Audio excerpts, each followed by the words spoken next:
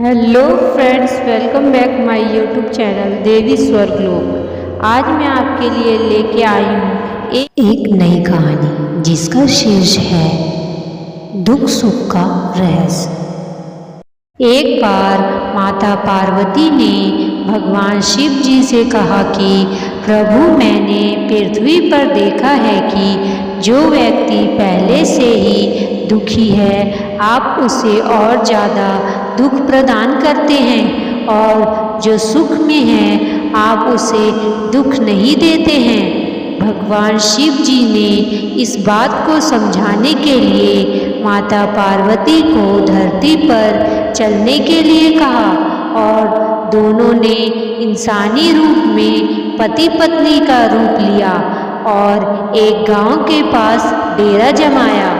शाम के समय भगवान शिव जी ने माता पार्वती से कहा कि हम मनुष्य रूप में यहाँ आए हैं, इसलिए यहाँ के नियमों का पालन करते हुए हमें यहाँ भोजन करना होगा। इसलिए मैं भोजन की सामग्री की व्यवस्था करता हूँ, तब तक तुम भोजन बनाओ।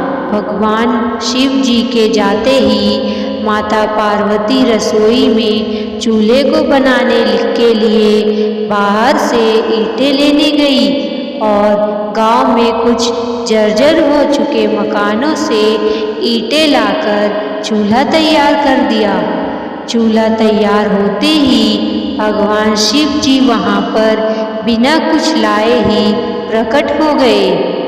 माता पार्वती ने उनसे कहा, आप तो कुछ लेकर नहीं आए, भोजन कैसे बनेगा? भगवान शिव जी बोले, पार्वती, अब तुम्हें इसकी ज़रूरत नहीं पड़ेगी। भगवान ने माता पार्वती से पूछा कि तुम चूल्हा बनाने के लिए इन ईंटों को कहाँ से लेकर आई? तो माता पार्वती ने कहा, प्रभु, इस गांव में बहुत से ऐसे घर भी हैं जिनका रख रखाव सही ढंग से नहीं हो रहा है। उनकी जर्जर हो चुकी दीवारों से मैं ईंटें निकालकर ले आई। भगवान शिव जी ने फिर कहा, जो घर पहले से खराब थे तुमने उन्हें और खराब कर दिया। तुम ईंटें उन सही घरों की दीवारों से भी तो ला सकती थी। माता पार्वती जी बोली, प्रभु, उन घरों में रहने वाले लोगों ने उनका रख रखाव बहुत सही तरीके से किया है और वो घर सुंदर भी लग रहे हैं। ऐसे में उनकी सुंदरता को बिगाड़ना उचित नहीं होता है।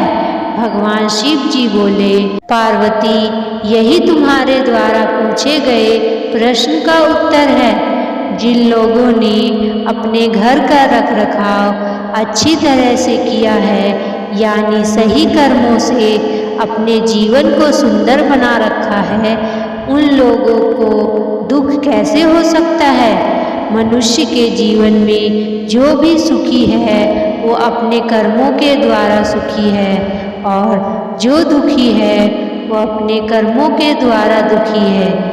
इसलिए हर एक मनुष्य को अपने जीवन में ऐसे ही कर्म करने चाहिए कि जिससे इतनी मजबूत व खूबसूरत इमारत खड़ी हो कि कभी भी कोई भी उसकी एक ईंट भी निकालने ना पाए। अगर आप सभी को मेरी कथा अच्छी लगी तो मेरे चैनल को सब्सक्राइब कीजिए और घंटी बजाएं, ताकि मेरे नई कहानी का नोटिफिकेशन आप सभी को सबसे पहले मिले।